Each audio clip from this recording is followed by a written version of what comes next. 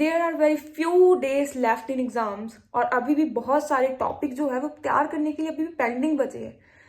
So guys this kind of problems every student has to face because semester duration is very short, but we are on mission to clear each and every topic and answer the questions.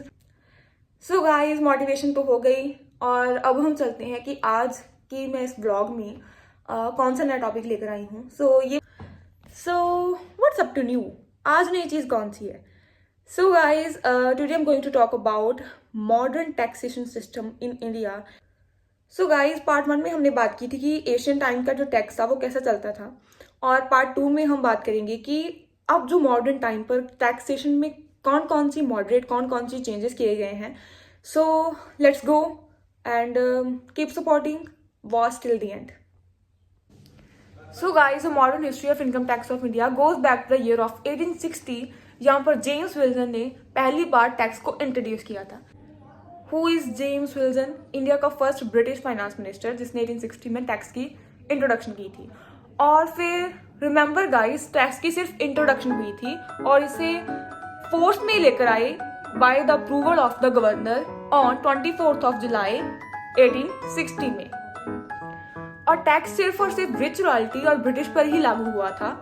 और उस time पर government ने 30 lakh as a tax collect किए थे, जो उस time पर उनकी अमाउंट, उनकी कीमत बहुत ज़्यादा थी. आज के टाइम पर तो टैक्स बहुत बड़ी अमाउंट में कलेक्ट होता है, लेकिन फिर भी इसमें धीरे धीरे मॉडरेट किए गई.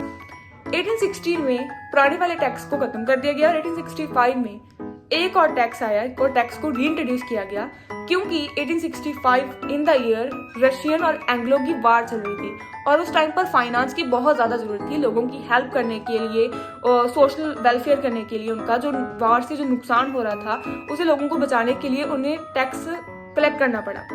और गाइज, ये जो टैक्स था ना वो बहुत ही कॉम्प्रिहेंसिव टैक्स था, क्योंकि इसमें दोनों चीज़ें कवर होती थी, licence as well as income tax.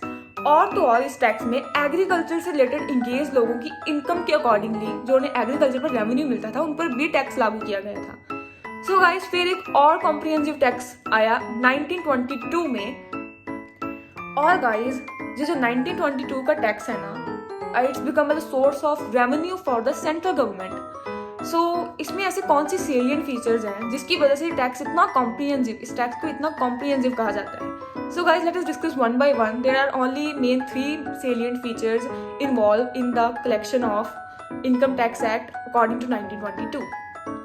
So guys, पहला इसका salient feature ये था कि जो टैक्स का रेट है, कितने परसेंट रेट सेट करेंगे, वो अकॉर्डिंग टू फाइनेंस एक्ट के डिसाइड होगा और हर साल एनुअल बजट के दिन डिसाइड किया जाएगा.